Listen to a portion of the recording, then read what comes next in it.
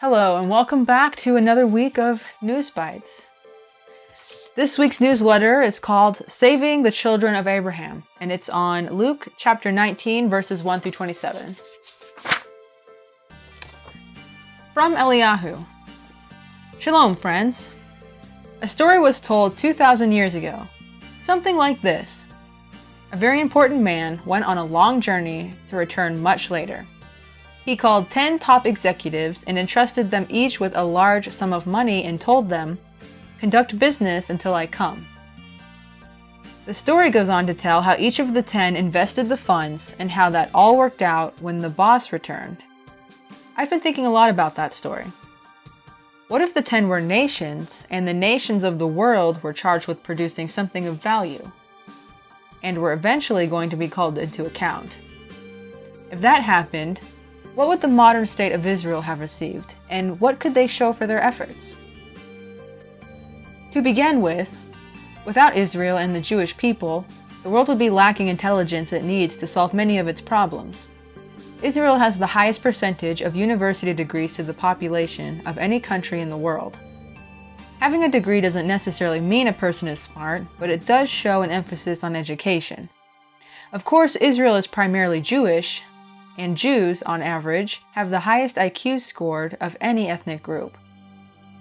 A lot of study has been done confirming this, researching why this is so. The Institute for Ethics and Emerging Technologies has summarized much of this research in an article on their website. Consider these quotes. Ashkenazi Jews are smart, shockingly brilliant in general, and impressive in brain power. How did they get that way? Ashkenazi Jews, aka Ashkenazim, are the descendants of Jews from medieval Alsace and Rhine Valley, and later from throughout Eastern Europe. Originally, of course, they were from Israel, but genetic research from the Albert Einstein College of Medicine suggests that the Ashkenazi bloodline branched away from other Jewish groups, and that 40% of them are descended from only 4 Jewish mothers.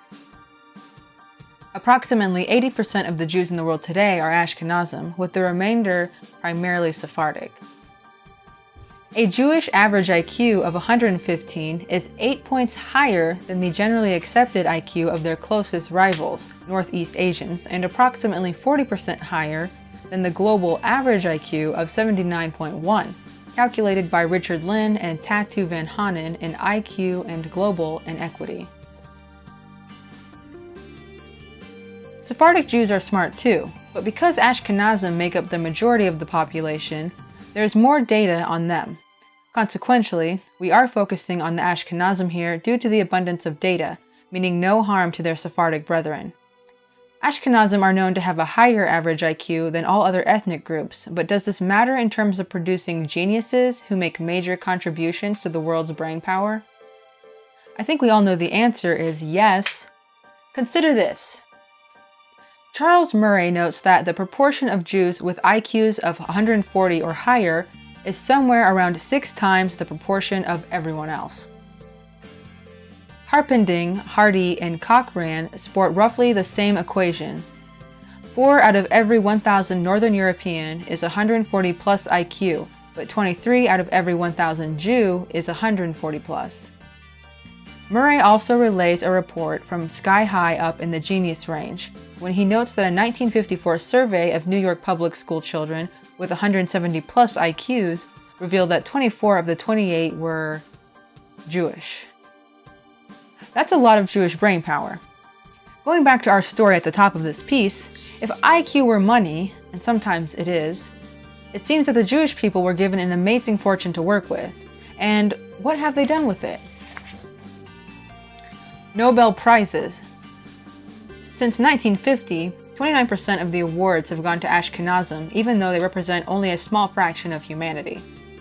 Ashkenazi achievement in this arena is 117 times greater than their population.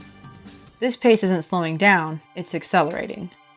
In the 21st century, they've received 32% of the total, and in 2011, 5 of the 13 Nobel Prizes winners were Jewish, which is 38.5%.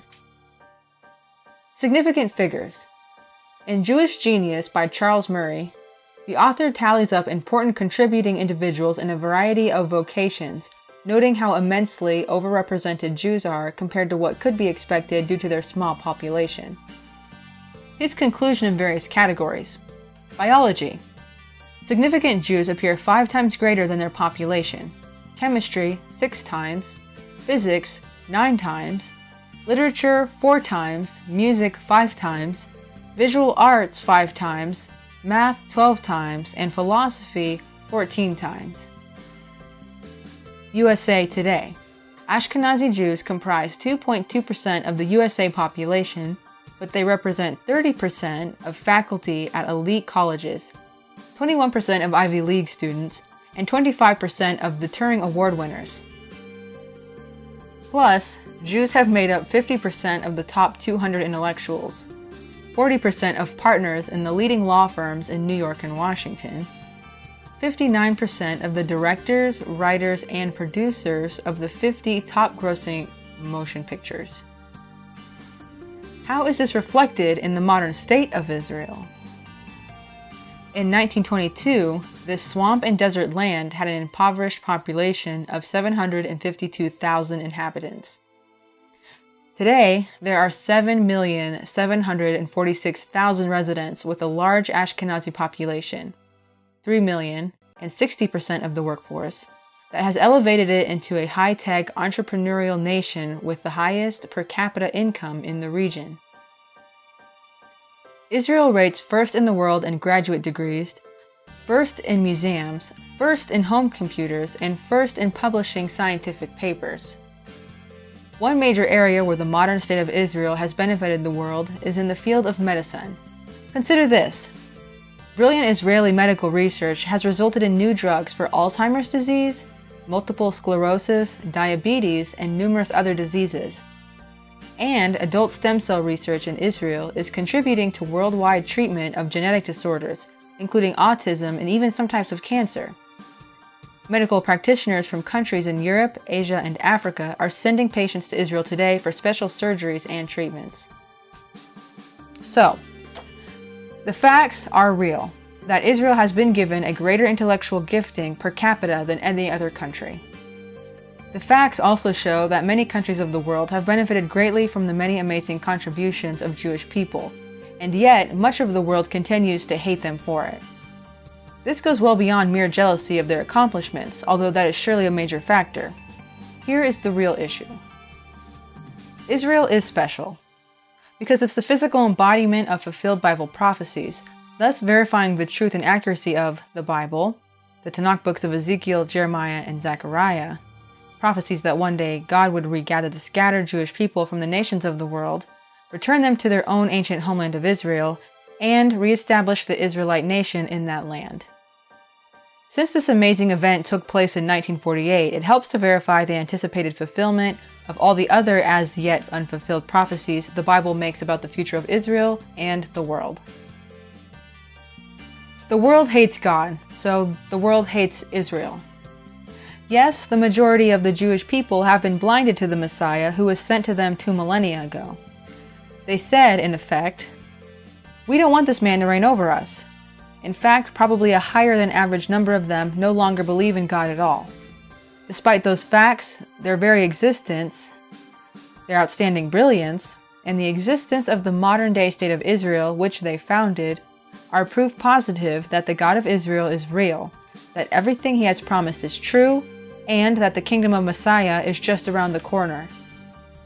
That confirmation alone is a big return on the investment Messiah made in them 2,000 years ago.